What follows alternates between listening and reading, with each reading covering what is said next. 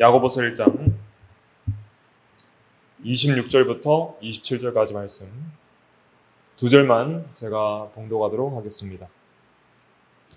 26절 누구든지 스스로 경건하다 생각하며 자기 혀를 제갈 물리지 아니하고 자기 마음을 속이면 이 사람의 경건은 헛것이라. 하나님 아버지 앞에서 정결하고 더러움이 없는 경건은 곧 고아와 과부를 그 환난 중에 돌보고 또 자기를 지켜 새 속에 물들지 아니하는 그것이니라. 아멘. 네, 제가 말씀의 제목은 참된 경건입니다. 참된 경건이라는 제목으로 하나님 말씀을 증거하겠습니다. 26절에 보면 어떤 헛된 경건에 대해서 말하고 있고 또 27절에는 정결하고 더러움이 없는 그런 경건에 대해서 말하고 있습니다. 그래서 우리가 이 참된 경건을 야고보서에서는 강조하고 있다는 것을 주목해야 됩니다. 그리고 그 경건의 이 특별한 세 가지 외형적 형태, 모습이 있는데 첫째가 자기 혀를 제갈 물리는 것이고 또 둘째가 고아와 과부를 환난 중에 돌보는 것이고 또 셋째가 새 속에 물들지 아니하는 것이라 그랬어요. 그래서 이 야고보서에서는 혀의 문제, 말의 문제에 대해서 심각하게 다룹니다. 1장에서도 그 말하기는 더디하라, 성내기는 더디하라는 말씀 19절부터 나오죠. 특별히 이제 3장에 가서 그 말에 실수가 없는 자는 온전한 자라 하면서 그 이 입술로 말하는 것이 경건의 가장 그 본질적인 모습 중에 하나임을 굉장히 강조를 해요. 그 다음에 두 번째는 이제 이 어려운 사람을 돕는 것에 대해서 이것을 또 특별히 5장 전반부에서 말을 하고 있고요. 그 다음에 이 새 속에 물들지 않는 것에 대해서는 4장에 가면은 가늠하는 여자들아 세상과 벗된 것이 하나님과 원수되는 것인지 알지 못하느냐 하면서 이 세속적인 것으로부터 우리가 구별돼야 함을 또 강조하고 있는 거예요. 그래서 우리가 이 야고보서는 신약의 지혜서라고 말씀했는데 좀 잠언이나 전도서나 욥기나 시편과 같은 그런 말씀들처럼 이 세상에서 우리가 참으로 예수 믿는 성도, 참된 그리스도인으로서 어떻게 행함 있는 믿음으로 바르게 살아나갈지를 굉장히 구체적인 신뢰를 들어서 자세하게 우리가 적용될 수 있는 내용들을 잘 증거하고 있다는 것을 기억해야 됩니다. 그런데 먼저 우리가 우리 마음속에 깊이 정리해야 될 건 뭐냐면 경건이란 무엇인가라는 그 질문에 대한 답이에요. 경건이 뭐죠? 경건? 우리가 신앙생활 하다 보면은 경건이란 말, 또 거룩이란 말 많이 쓰게 됩니다. 그런데 대부분의 이 성도님들이 경건을 뭐라고 정의를 잘 못해요. 그냥 어렴풋이 알고 있죠. 경건이 뭔지. 근데 경건이 뭐냐 그랬을 때는 정확하게 경건의 그 의미를 성경적으로 정의를 잘 못합니다. 경건에 대해서 조금 어려워도 헬라어 원어가 두 가지가 구별된 두 가지가 있는데 좀 기억을 해놓으시면 좋은데 오늘 본문에서 하나님 아버지 앞에서 정결하고 더러움이 없는 경건이라 했을 때 이 경건은 드레스케이아예요. 한번 따라해 보실까요? 드레스케이아. 전부 N은 어인데 드레스케이아인데 이 드레스케이아라는 것은 다른 신약 성경에서 어떻게 번역이 되냐면 여기 야고보서 1장 27절에서는 경건이라고 번역이 됐지만은 골로새서 2장 18절에 보면은 그 천사 숭배, 잘못된 것이에요. 숭배라는 단어로도 번역이 되고요. 그 다음에 또 드레스케이아가 사도행전 26장 5절에서는 그 일찍이 사도 바울이 우리 종교의 엄한 팔을 쫓아 바리새인의 생활을 하였다 이런 말을 하는데 종교라는 단어로도 번역이 됐어요. 그러니까 이 드레스케이아라는 이 단어는 그 경건에 있어서 어떤 외적 표현이나 외적 행위를 가리켜요. 그래서 존 네가다 목사님이나 또 훌륭한 신약학자 중에 더글라스 무와 같은 그런 분들도 야고보서 강해서에서 보면은 어떤 이 외적인 행위나 의식을 가리키는 단어다 이렇게 설명을 하는데 그래서 이 경건이라는 것이 이 어떤 외적인 행위가 있어요. 그걸 가리켜서 디모데 그 후서 3장 7절에 보면은 경건의 모양이라고도 말을 해요. 경건의 모양이 있지만은 경건의 능력을 부인하는 자들에게서 떠나가라는 말씀이 있는데, 우리가 경건하다고 할 때 보통 우리가 경건한 사람 생각하면 어떤 외적인 생활 태도와 예배의 모습들이 있잖아요. 그런 어떤 경건의 모양과 모습들, 의식들, 종교 행위들, 이런 것들을 포괄적으로 경건이라고 이제 말할 수도 있는데, 그런 좀 드러난 외적 표현이나 행위들을 가리켜서 드레스케이아라는 용어를 써서 경건이라고 이렇게 번역을 했습니다. 이걸 이제 다른 성경, 그러니까 킹 제임스 버전이나 ESV 버전 같은 그 영어 성경에서는 religion으로 번역을 해요. 그냥 종교 이렇게 번역을 하기도 하고, 또 뭐 바른 성경, 바른 성경이 아니고요. 킹 제임스 흠정역이죠. 흠정역에서는 신앙심이라고도 번역했어요. 신앙심. 그래서 신앙이나 신앙심 이렇게도 번역할 수 있어요. 그래서 상당히 그냥 명시적으로 탁 이렇게 파악하기는 힘든 단어예요. 그래서 먼저는 여러분들이 생각하실 때 경건이라고 했을 때 먼저는 여기서 지금 야고보서에서 말하고 있는 경건은 뭐냐면은 그 외적 표현을 가리키는 거예요. 하나님에 대한 그 신앙심과 종교성에 대한 외적인 표현을 가리키는 거예요. 그 표현 중에서 참된 경건이 뭐냐? 그래, 너희들이 경건한 태도가 있다. 경건한 표현들이 있는데 그 참된 경건의 모습이 진짜임을 증명할 수 있는 표지가 3가지가 있다는 거예요. 그게 혀를 제갈 물리는 거랑, 그 다음에 고아와 과부를 환난 중에 돌보는 거랑, 그 다음에 세속에 물들지 않는 것. 이 3가지라는 거예요. 그러니까 이 3가지가 경건의 전부란 뜻은 아니에요. 우리가 경건이라고 했을 때는 이렇게 예배드리는 여러분들의 모습이 있겠죠. 주일에 예배드리는 모습도 있겠고, 기도 생활도 있고, 말씀 읽고 실천하는 생활도 있고, 여러 가지 예배 봉사나 의식들과 행위들이 있겠죠. 경건하다고 하는 사람들의 특징들이 있잖아요. 외적인 특징들이 있잖아요. 근데 그런 특징들 중에 정말 참된 경건을 증명할 수 있는 특징은 3가지라는 거예요. 3가지.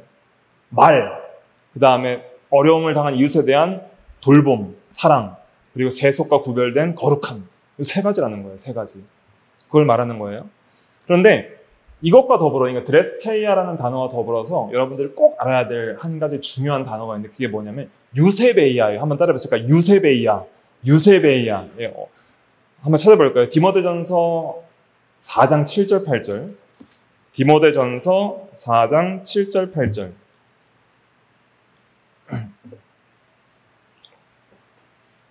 신약 339페이지.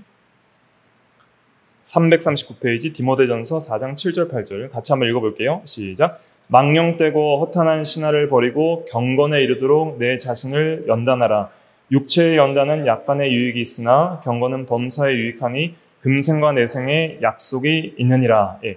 여기서 말하는 경건은 유세베이아예요. 그러니까 성경에서 경건이라고 번역된 단어들이 똑같은 단어가 아니라는 거예요. 유세베이아라는 단어가 굉장히 많이 등장해요. 디모데 전후서와 디도서에. 이 유세베이아는 드레스케이아와는 달리 외적 행위보다는 내적인 태도를 가리키는 거예요. 내적. 그러니까 진짜 경건의 어떤 본질적인 내적인 마음의 어떤 신앙심과 태도를 가리키는 거예요. 그래서 경건은 내적 태도와 외적 행위가 다 함께 같이 가야 돼요. 내적인 태도면의 경건이 있고 외적인 행위면의 경건이 있어요. 그래서 경건이라는 단어 자체는 한자어로는 공경할 건이에요. 둘 다 공경한다는 거예요. 그러니까 경건이라는 건 어떤 거냐면은 하나님을 공경하는 자세로 삼가 조심하는 것인데, 경건은 한마디로 말하라면 태도예요. 태도. 하나님께 어떤 태도로 그 사람이 살아가느냐는 것이 경건의 핵심이에요. 그러니까 경건한 사람은 항상 태도가 달라요. 먼저 마음가짐 자체가 달라요. 내적 태도가 달라요. 내적 태도는 항상 마음을 하나님께 둬요. 그래서 그 제리 브리지츠라는 그 유명한 또 신학자가 있는데, 그분이 경건에 이르는 연습이라는 책을 썼거든요. 그 책에서는 그 경건을 그분은 이렇게 정의했어요. 하나님께 초점을 맞춘다. 이렇게 정의했어요. 하나님께 초점을 맞춘. 그래서 하나님을 향한 헌신이다. 마음이 하나님을 향하고 있다는 거예요. 그러니까 여러분들이 경건하냐 안 하냐는 그 마음이 자기 욕심을 향하는지 세속을 향하는지 아니면 하나님을 향하고 있는지, 항상 내가 하나님을 향해서 마음을 드리려고 하고 있는지를 보면은 경건하냐 안 하냐가 분별이 돼요. 그래서 오늘 1장 27절에도 경건이 뭐라 그랬어요? 하나님 아버지 앞에서 그랬잖아요. 하나님 아버지 앞에서. 그러니까 하나님 아버지 앞에서 그분을 향한 정결하고 더러움이 없는 경건이, 이게 참된 경건의 내적 본질이라는 거예요. 그래서 우리가 외적인 모습만 봤을 때 이 사람이 진짜 마음이 하나님을 향하고 있는지 안 향하고 있는지 우리가 정확하게 알 수가 없어요. 똑같이 기도를 하고 있는데 이 사람이 누가복음 18장에서 바리새인의 기도처럼 외식적인 자기 의를 자랑하는 기도를 하는지, 세리처럼 정말 자기 죄를 자복하고 하나님 앞에 자신을 드리는 그런 참된 경건의 기도를 하는지 모르는 거예요. 하나님의 중심을 보니까 하나님은 다 아시는데 우리는 드러나는 걸로는 몰라요.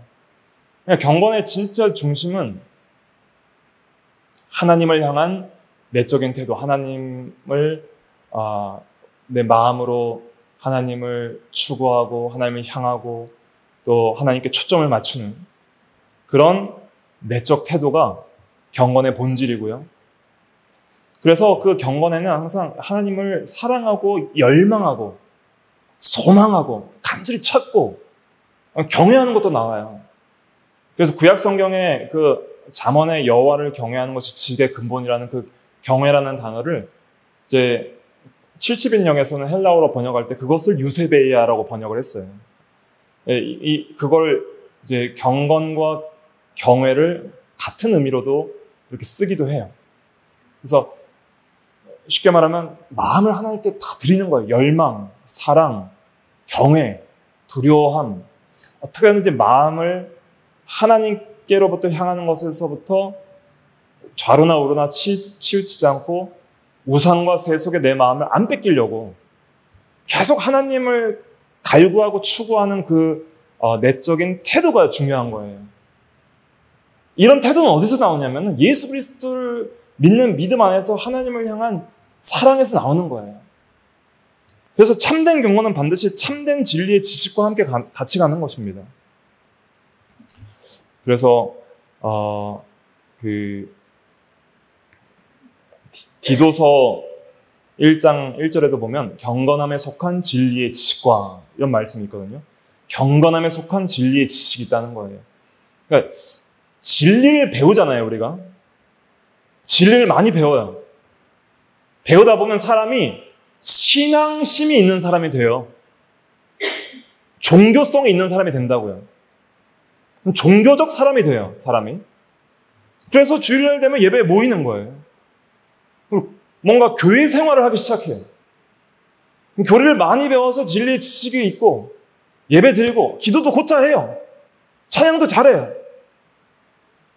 뭔가 하나님을 추구하기 위해서 힘써 노력하는 것 같이 보여요. 뭔가 집사직분도 맡고 장로도 맡고 굉장히 종교적 사람이 돼요. 그런데 지금 야고보서에서 지적하는 건 그게 아니라는 거예요.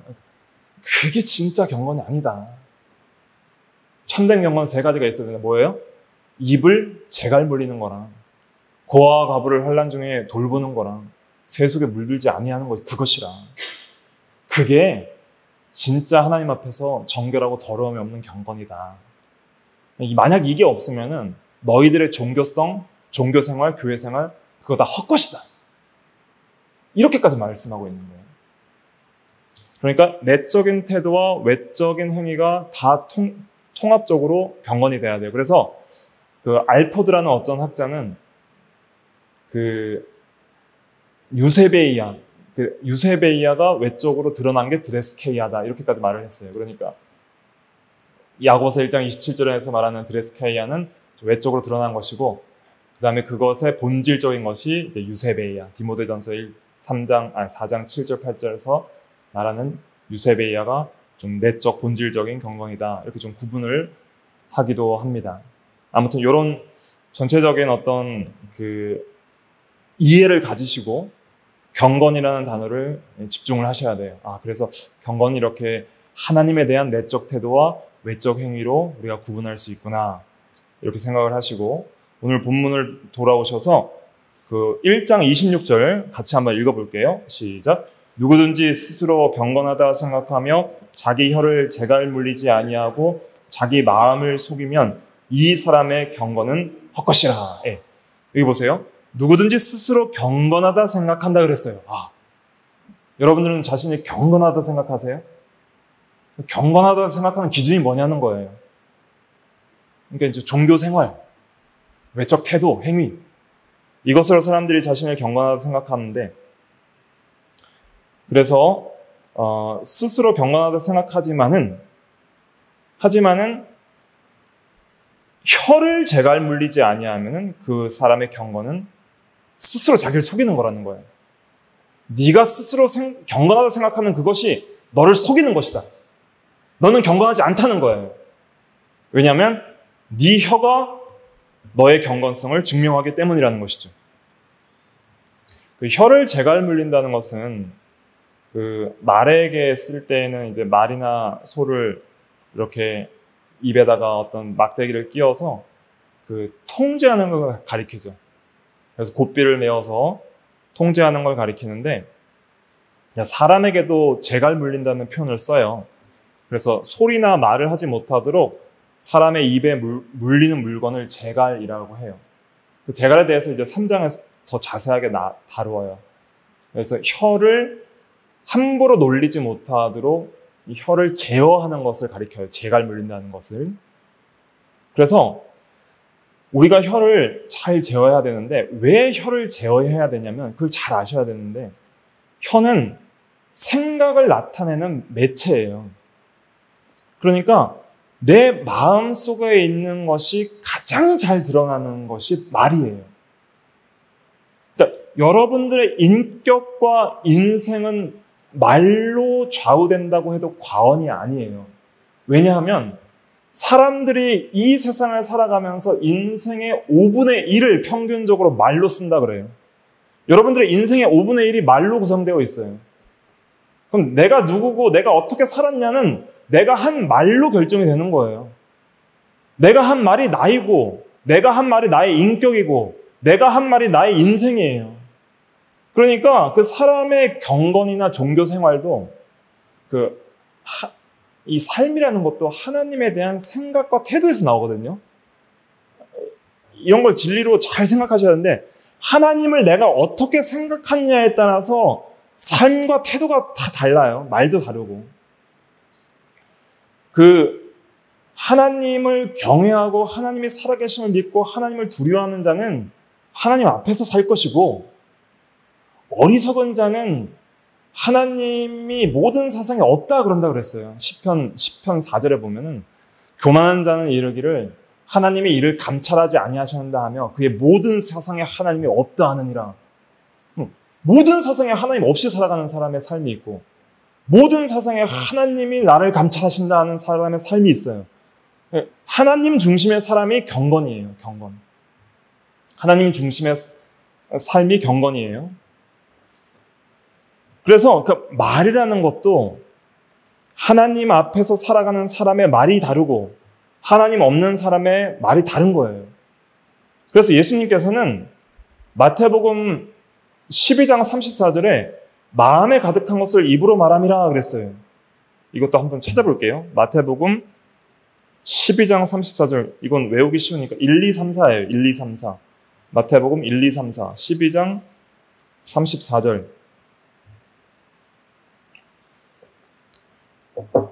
35절까지 한번 읽어볼게요. 시작. 독사의 자식들아 너희는 악하니 어떻게 선한 말을 할 수 있느냐. 이는 마음에 가득한 것을 입으로 말함이라. 선한 사람은 그 쌓은 선에서 선한 것을 내고 악한 사람은 그 쌓은 악에서 악한 것을 내느니라. 예. 그러니까 너희는 악하니 어떻게 선한 말을 할 수 있느냐. 이는 마음에 가득한 것을 입으로 말함이라 그랬습니다. 그러니까 우리가 말하는 거는 그냥 나오는 게 아니에요.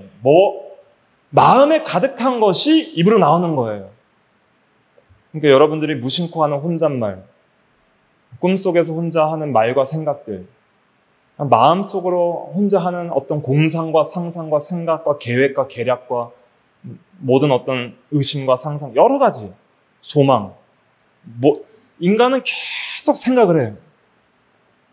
그 생각들이 말로 표현이 되는 거예요. 그런데 참으로 야고보서 1장 18절 말씀처럼 진리의 말씀으로 우리를 하나님이 낳으셨다면 성도들은 진리로 중생한 성도이기 때문에 그 마음 속에 뭐가 있어요? 진리가 있는 거예요. 진리가 있기 때문에 진리를 사랑하고 진리를 듣기를 원하고 진리를 추구하는 삶을 살기 시작하는 거예요. 그게 경건이에요. 하나님 앞에 진리대로 살려고 하는 거예요. 진리 앞에서 살고, 하나님 앞에서 산다는 것은 추상적이지만 진리 앞에서 사는 거예요. 자유롭게 하는 온전한 율법을 들여다보는 자는 듣고 잊어버리는 자가 아니고 행하는 자니 그랬잖아요. 실천하는 자니 그가 하는 일에 복을 받으리라 그랬잖아요. 그러니까 이 거듭난 성도들은 진리가 그 속에 있기 때문에 진리의 생각을 하게 되어 있어요. 근데 문제는 뭐냐면 여전히 부패한 성품이 남아있는 게 문제예요. 옛사람이. 근데 그것이 은혜로 제어되지 않으면은, 제갈이라는 건 뭐냐면 하나님의 은혜로 우리를 제어하고 옛사람을 죽이고 입을 절제시키는 하나님의 은혜 역사예요. 그게 제갈이에요. 내가 하는 게 아니라 하나님의 성령과 진리의 역사로 말미암아 하나님의 구속적 통치가 우리 가운데 역사할 때 일어나는 은혜의 역사예요. 은혜로 말미암아 성화된 변화의 역사고 은혜의 선물들인 거예요. 그러니까 그 은혜 가운데 있을 때 제어가 되는 거예요. 여러분들이 하나님 생각 안 하고 기도 안 하고 진리를 떠나서 진리를 마음속에 품지 않으면은 순식간에 더러워져요. 마음이 더러워지면은 정결하고 더러움이 없는 경건이 안 나와요. 겉으로는 경건한 척 생활할 수 있겠지만 속에 더러운 것이 항상 있고 악한 생각으로 계속 나오다가 무심코 악한 말로 나오는 거예요. 욕하는 말, 험담하는 말, 불만 불평하는 말, 그런 말들로 나오는 거예요. 근데 가장 중요하게 여기서 책망하는 건 뭐냐면은 다른 사람을 험담하는 걸 가리키는 거예요. 여기서는 자기 혀를 제갈 물리지 아니하는 것은 특별히 여기서는 이제 성내고 험담하고 이 특별히 다른 사람을 저주하고 헐뜯고 이 다른 사람에게 악담하는 말, 그 말을 여기서 제갈 물리지 않는 혀로 하는 말이라는 거예요. 그 말씀이 이제 3장에 가면 나와요. 3장 한번 찾아볼까요? 3장.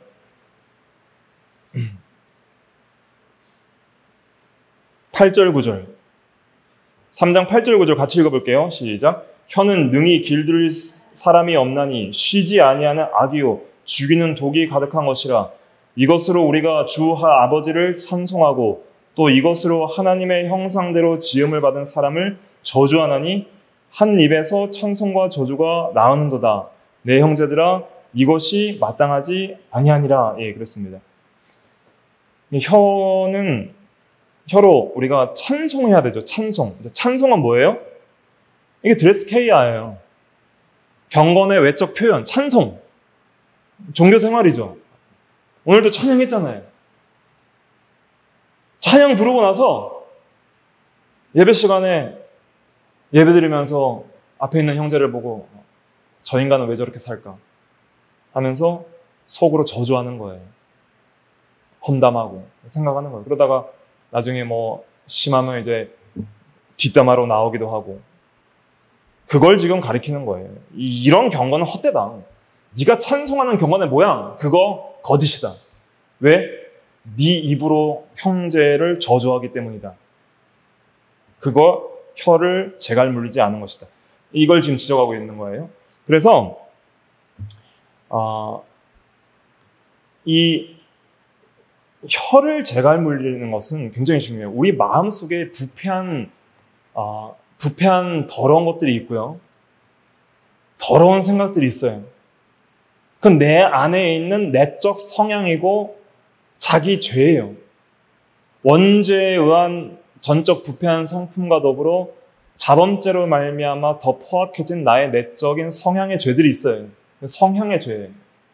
근데 성향의 죄들이 있다고 해서 마음대로 막 쏟아내면 돼야 안 돼요. 안 되는 거예요. 성향의 죄가 있다고 해서 그거 마음대로 쏟아내게 놔두는 것은 더 큰 죄를 짓는 거예요. 그러니까 마음으로 생각하면서 형제를 마음속으로 욕한 거랑 내 입으로 욕한 거랑은 달라요. 심판이 달라요. 더 큰 죄예요. 그래서 먼저는 내 마음이 제어가 될 수 있도록 하나님의 은혜를 구해야 되고, 하나님 내 안에 이런 악한 생각들, 형제를 미워하고 다른 사람에 대해서 교만하게 판단하고 헐뜯는 이 죄악들을, 이것들이 죽어지게 하여 주시옵소서. 근데 왜 다른 사람을 헐뜯냐면은 다른 사람을 비판하거나 헐뜯으면서 자기를 경건하게 생각하는 사람들이 있어요. 다른 사람을 비판하는 그 자기는 의롭고 경건하다고 생각하게 만들거든요. 이게 스스로 속이는 거예요. 그러니까 많은 이 목회자들 중에서 보면은 뭐 다른 교리를 비판하고 다른 교회를 비판하고 다른 사람을 비판하는데, 그것이 성경적으로 우리에게 바른 교리를 분별하기 위한 비판은 아주 좋은 거죠.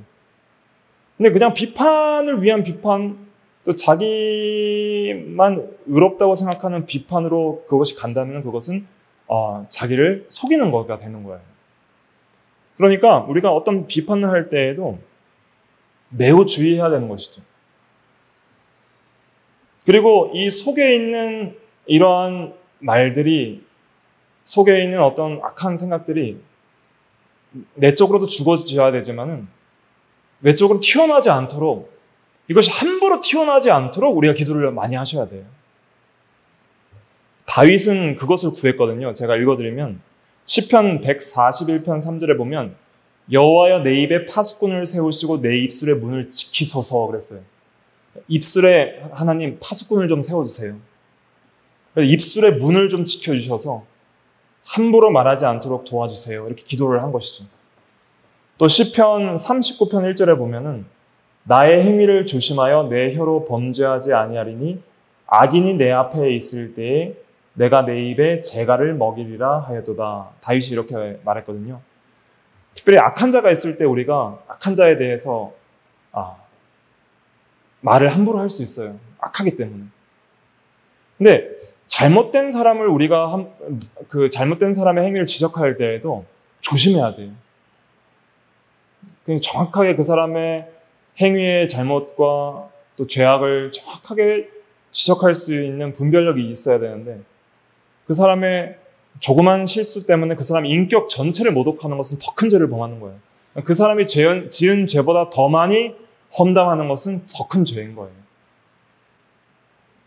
그래서 우리가 함부로 다른 사람에 대해서 말을 할 때 조심해야 된다. 이걸 굉장히 강조하고 있는 것이죠. 그렇다고 해서 다른 사람의 악행이나 잘못된 것이나 교리적 문제를 우리가 비판하지 말라는 뜻은 아니에요. 성경적이고 바른 비판을 해야 하고, 잘못된 것은 하나님의 영광을 위해서 바르게 세워나가야 하지만, 그러나 그러할 때도 우리가 조심하고 분별력을 가질 필요가 있다는 것을 항상 명심해야 하는 것입니다.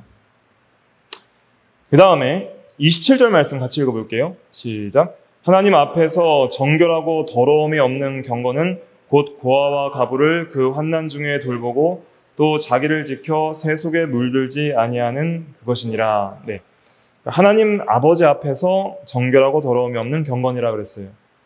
그래서 항상 그 하나님 아버지 앞에서 살아가는 그 태도가 중요한 것입니다. 항상 우리가 신분주의적인 신앙을 가져야 돼요. 사람을 보기에 기뻐하게 할 것이 아니라 하나님을 기뻐하게 하는 그런 마음을 가져야 되고요. 또 경건에 있어서 부정적 표현과 긍정적 표현이 있어요. 정결한 경건, 또 더러움이 없는 경건이라고 그랬어요. 경건이라는 것은 단순히 더러움이 없는 것으로 끝나지가 않아요. 경건이라는 것은 사람이 그냥 좀 더러움 없이 그냥 죄를 짓지 않는 것으로만 생각하는 사람들이 있어요. 그러나 진짜 정결한 경건은 뭐냐면은 적극적으로 선을 행하고 또 적극적으로 하나님 앞에서 끊임없는 교제와 또 하나님 앞에서 자신을 드리는 헌신적인 삶과 하나님을 추구하는 그런 열정이 불타오르는 그런 것을 가리키는 것이죠. 경건한 사람은 항상 마음속에 뜨거운 열망이 있어요. 하나님께 대한 간절한 소망이 있어요. 그리고 적극적으로 선을 행하는 그러한 외적인 모습이 있는 거예요. 그 선을 행하는 것 중에 중요한 것은 고아와 과부를 그 환난 중에 돌보는 거라 그랬어요. 이것을 이어서 이제 2장에서는 차별하지 말라는 내용이 나오거든요. 그래서 부유한 사람이 들어오면은 좋은 자리에 앉히고, 가난한 사람이 오면은 무시하고 그냥 발등상에 앉히면서 차별한다 그랬어요. 차별은 왜예요? 나한테 유익이 되는 사람을 차별해요? 별 유익이 없는 사람을 차별해요? 유익이 없는 사람을 차별하는 거예요. 그럼 고아와 과부는 어떤 사람이냐? 이 당시에 구약시대 때나 또 이 초대교회 시대 때만 해도 고아나 과부는 특별히 이 경제력이 없는 사람을 가리키는 거예요. 그 당시에는 과부나 고아가 할 수 있는 일이 없었어요. 그래서 남편이 없거나 아버지가 없는 사람은 이 경제력을 가질 수가 없었고 가난했고요. 그 다음에 누구로부터 보호를 받을 수가 없었어요. 사회의 최약자 중에 한 부류예요. 그러면은 우리는 약자들을 차별해요, 무시해요, 아니면 존경해요? 보통 무시하기 쉽잖아요. 사람들의 완악함은 그래요. 또 고아와 과부를 우리가 도와줬어요. 도와주면 우리가 다시 보상을 받을 만한 가능성이 있어요, 없어요? 없는 거예요. 그러니까 우리가 도와줘도 고맙다고 다시 보답받을 가능성이 없는 사람들. 뭔가 도와줬으면 그걸로 끝임. 그러니까 정말 사심 없이 도와줘야 될 사람들을 가리키는 거예요. 그런 사람들에 대해서 많은 사람들이 무시하고 차별하고 도외시한 것이죠. 근데 그러한 사람들을, 환난 중에 있는 사람들을 돌보는 것. 그러니까 자기의 유익을 구하지 아니하고 참으로 자기를 희생해서 도울 수 있는 그러한 사랑. 그것이 참된 경건이에요. 왜냐하면 예수 그리스도는 소망 없는 죄인들을 위하여 자신의 생명을 내어주셨기 때문에 그 예수 그리스도의 사랑과 아버지의 사랑을 본받은 하나님의 자녀라면 반드시 하나님과 같은 성품이 나와야 된다는 것인데, 그것이 그 무조건적이고 어떤 사심 없는 긍휼과 사랑을 말하는 것이죠. 그것이 나와야 된다는 거예요. 그것이 진짜 경건이다, 이렇게 말하고 있는 것입니다. 하나님께서도 출애굽기 22장 22절 보면은 너는 고아와 과부를 해롭게 하지 말라 그랬고요. 또 시편 68편 5절에 보면 하나님은 고아의 아버지이시며 과부의 재판장이시라 그랬습니다. 그래서 하나님께서는 스스로 생계를 유지할 수 없는 이 불쌍한 사람들에 대해서 관심을 가지셨어요. 그것은 우리 같은 소망 없는 죄인들을 향한 사랑을 드러내는 그런 하나님의 마음이었던 것이죠. 그래서 이러한 관심을 가져야 되는데, 이런 참된 경건이 없는 두 부류가 있어요. 어떤 부류냐면은, 첫째는 의식적인 신앙생활은 정말 경건하게 잘해요. 외적으로 죄를 안 짓고요. 정말 교회생활 착실하게 하고 정말 누가 봐도 1등 직분자감이에요. 근데 속에 탐욕이 가득해요. 남을 도와주기 싫어해요. 아주 구두쇠와 같은 그러한 사람들이 있어요. 그런 사람들이 있어요. 목사도 그런 사람들이 있고요. 많은 성도들 중에서도 그런 사람들이 있을 수 있는 거예요.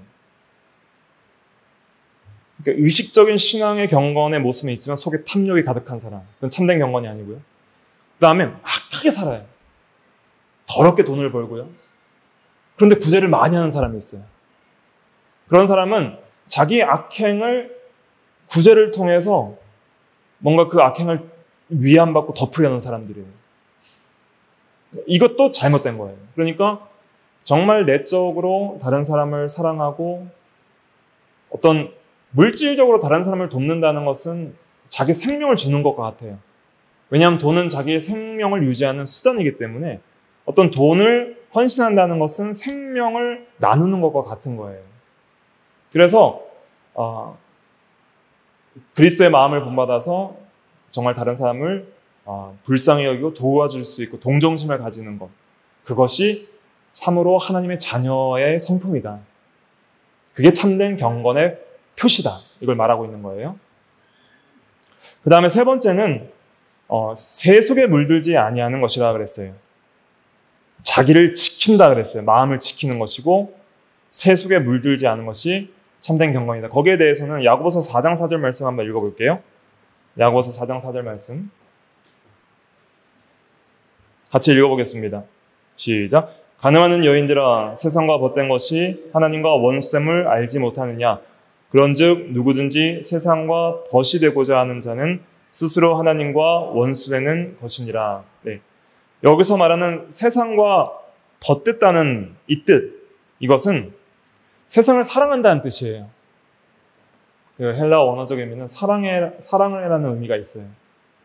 그래서 세상을 사랑하는 자는 하나님과 원수된다는 거예요. 원수됨의 중요한 감정은 뭐가 있어요? 미움이 있는 거예요. 미움. 반감과 대적, 미움.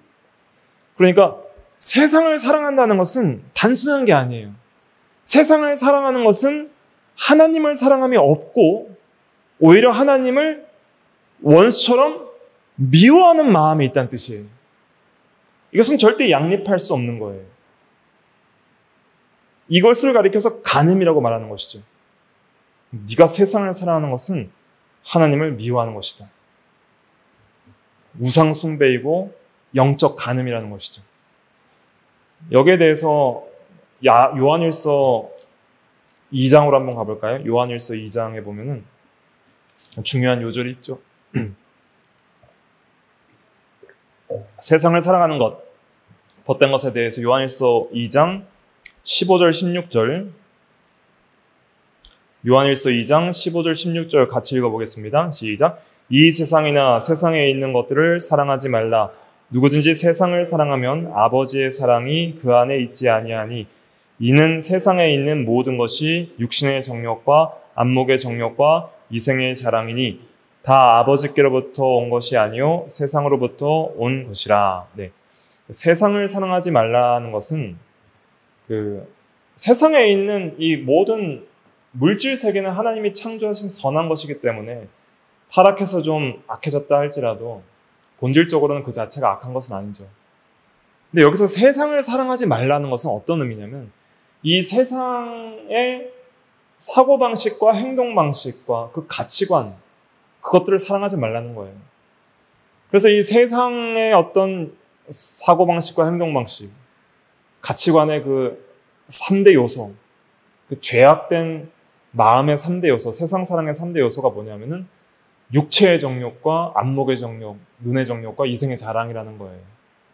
항상 세 가지예요. 항상 세 가지. 세상을 사랑하는 것은 항상 이 세 가지를 사랑하는 거예요. 육체의 정욕이라는 건 뭐냐? 육신의 정욕은 물질에 대한 욕심이에요. 물질 욕심. 마귀가 하와를 유혹할 때 하와가 선악과를 바라볼 때 어떻게 바라보게 되었어요? 먹음직하고, 그죠? 이게 육체의 정욕이에요. 물질 욕심. 그다음에 보암직하고, 이것은 눈의 정욕이고, 지혜롭게 할 만큼 탐스러운 나무인지라, 이게 세상의 자랑, 이생의 자랑이에요. 마귀와 세상은 항상 이 세 가지로 우리를 유혹해요. 그래서 예수님을 마귀가 유혹할 때도 첫째가 돌이 변하여 떡이 되게 하라 그랬잖아요. 이게 육체의 정욕의 유혹이에요. 그래서 항상 사람이 넘어지는 것이 뭐 때문에 넘어지냐? 물질 문제 때문에 항상 넘어져요. 가장 기초적인 단계라고도 할 수 있는데 어떤 돈 문제, 물질 문제, 무엇을 먹고 무엇을 마시고 무엇을 입을까에 대한 문제 때문에 시험에 넘어지는 거예요. 세상의 염려와 재리의 유혹 때문에 가시밭에 떨어진 씨앗은 열매를 맺지 못한다 그랬어요. 재리의 유혹들이 있어요. 그러니까 이런 물질적인 문제를 우리가 초월하려면 경건한 사람이 돼야 돼요. 하나님께 맡겨야 돼요. 먼저 그의 나라와 그의 의를 구하여라. 그래야면 이 모든 것을 너희에게 더하시리라. 헛된 재물에 소망을 두지 말고 모든 것을 후히 주사 누리게 하시는 하나님께 두라 그랬잖아요. 디모데전서 6장에 보면은. 돈을 사랑함이 일만하게 뿌리가 되나니 이를 탐내는 자는 믿음에서 떠나 유혹을 받아서 믿음에서 떠나 많은 근심으로 자기를 찔렀도다 그랬어요. 돈을 사랑하게 되면 항상 근심이 있어요. 그래서 많이 있으면 더 많이 가지지 못하는 근심이 있고요. 없으면 내가 원하는 만큼 가지지 못하는 근심이 있고 뭐 여러 가지 근심이 있는 거예요. 그러니까 먼저는 하나님 중심으로 살아가면은 하나님께서 일반 은혜적인 면은 특별 은혜적인 면에 있어서 은혜를 잘 받아 나가면 일반 은혜는 채워주시는 거예요. 일반 은혜 아무리 많아도 하나님 앞에 경건하지 못하면 인생 헛사는 겁니다. 어차피 다 심판받을 때가 있어요. 그 다음에 안목의 정욕, 이것도 중요한데 이건 눈의 정욕이거든요. 눈으로 우리가 죄를 많이 짓는데 보암직한 것. 또 마귀는 예수님 보고 천하만국의 영광을 보여주면서 한 번만 절하라 그랬잖아요. 어떤 이 세상의 영광을 보면서 그것에 도취되는 것. 뭐 음욕을 품는 것도 눈의 정욕에 해당하고 또 여러 이 세상의 어떤 미디어나 이 세상의 물질 문명이나 이 세상의 어떤 쾌락과 부귀 영화를 보면서 오늘 얼마나 많은 사람들이 유튜브나 SNS 같은 것에 빠져가지고 거기에 이 세계 최고의 미인들과 미남들과 부유한 사람들과 호식하는 것들을 보면서 그렇지 못한 자기를 한탄하고 그런 걸 동경하면서 살아가잖아요. 그 물질 문명이 잘못됐다는 게 아니에요. 우리가 활용할 수 있고 형평해야 되면은 여러분들이 누릴 수 있는 최고의 것들을 자유롭게 누릴 수 있는 그러한 자유도 있지만은 거기에 마음이 빼앗기면 안 되는 거예요. 항상. 그래서 눈이 허탄한 것을 보지 않도록 눈을 잘 지어하는 게 중요해요. 그다음에 이생의 자랑. 이건 명예 영광심. 다른 사람 앞에 자기를 높이고 싶은 마음인데 항상 사람들이 이런 마음들이 다 있어요. 다른 사람보다 조금 높아지려는 마음. 근데 높아지려는 마음을 가질 때 항상 따르는 게 뭐냐면 다른 사람을 깔보는 마음. 내가 이렇게 높아지면 저 사람보다 내가 높임을 받겠지? 저 사람이 나를 부러워하겠지? 이런 마음. 그러면서 막 사람들이 나를 이렇게 높여주면 얼마나 좋을까? 내가 이런 멋진 옷과 멋진 차와 멋진 집을 가지면 사람들이 나를 우러러보겠지? 그런 마음 때문에 사람들이 명품을 사려고 그렇게 목을 메고 막 갖고 꾸미고 하려는 것이잖아요. 물론 좋은 옷을 입으셔도 되고 명품을 사셔도 되고요. 외모를 잘 단정하셔도 돼요. 그것도 중요한 건데 적당히 하고 또 단정히 하는 것이 중요하고 그 다음에 어떤 단순히 이런 명예 영광심에 빠져서 하는 것은 그것은 잘못이다. 이러한 것들이 우리에게 다 있어요. 그러니까 항상 이 교만한 마음을 좀 버리도록 우리가 힘을 써야 됩니다. 육신의 정욕, 안목의 정욕. 이 육신의 정욕은 쉽게 말하면은 돈 욕심.